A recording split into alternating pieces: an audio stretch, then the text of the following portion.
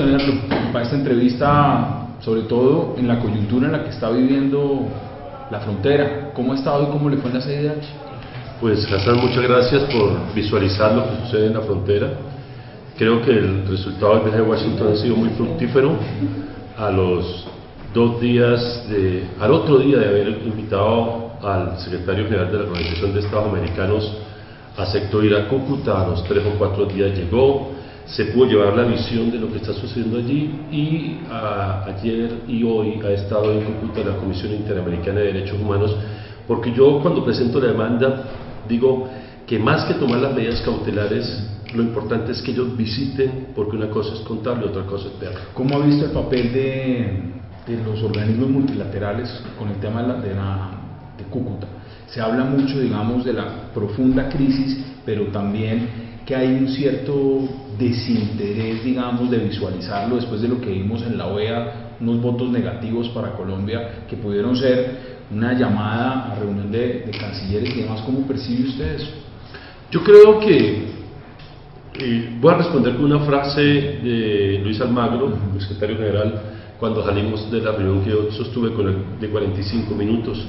Ha dicho que en la OEA falta mucho derecho por aplicar.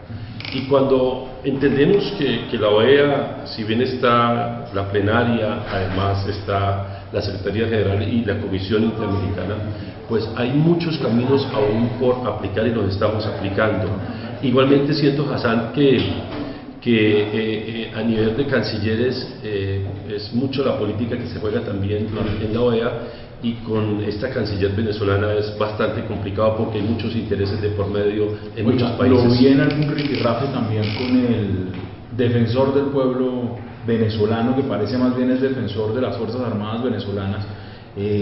¿Cómo ha sido esa relación suya, un alcalde de una ciudad tan importante como Cúcuta en frontera, con lo que son las autoridades venezolanas para manejar la crisis? Hasta finales del año anterior, cuando no era evidente la violación del derecho internacional humanitario, fue una relación normal. De hecho, el alcalde de Ureña es de la oposición. Sí.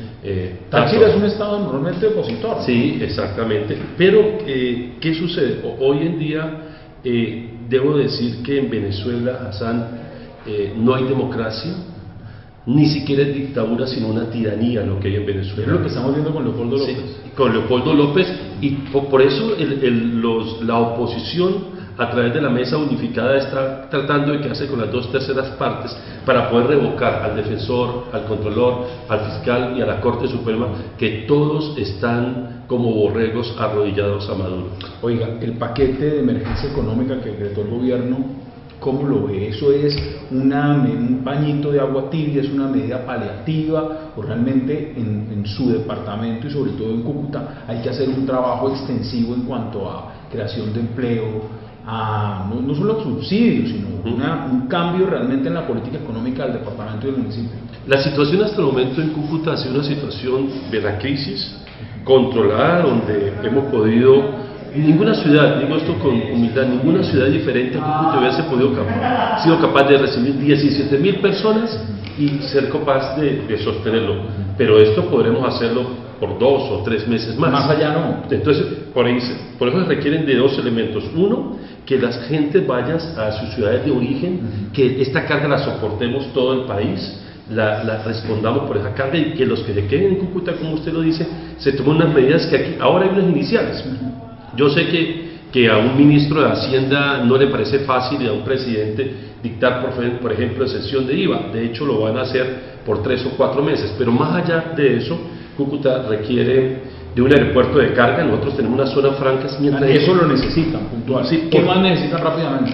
Aeropuerto de carga, necesitamos igualmente que en el contrato plan de 900.000 millones de pesos que hay para el norte de Santander, 600.000 millones se vayan en Cúcuta para inversión. Requerimos de la misma manera, para deslindarnos totalmente de Venezuela, que antes en Cúcuta, y usted lo sabe, el 100% de los carros eran de placas venezolanas. Claro. Hoy el 90% es colombiano y un 10% es venezolano. Que se nacionalice ese 10%, que le haya salida a la gente del carbón, porque esto es muy importante. Si nuestro carbón sale por el lago Maracaibo, 1.200.000 toneladas al año, lo que buscamos es que ahora salga por Colombia, por Barranquilla o Santa Marta, pero eso vale $15 más por tonelada. Lo que necesitamos es reduciendo peajes, reduciendo valor de gasolina, ser competitivos, porque si no, Cúcuta y el norte de Santander, que gran parte del carbón va a estar reventado. Oye, y finalmente, la revolución bolivariana lleva 16 años en el poder en Venezuela.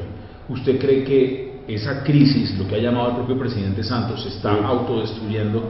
¿Usted le ve bien ese proyecto político? Y se lo pregunto porque, dependiendo mucho de lo que pasa en Venezuela, se mantenga o no, pues usted está en una ciudad y en un departamento que sí sufre los efectos reales políticos y económicos de lo que pasa al otro lado de la frontera. Yo creo que la elección del 6 de diciembre la pierden.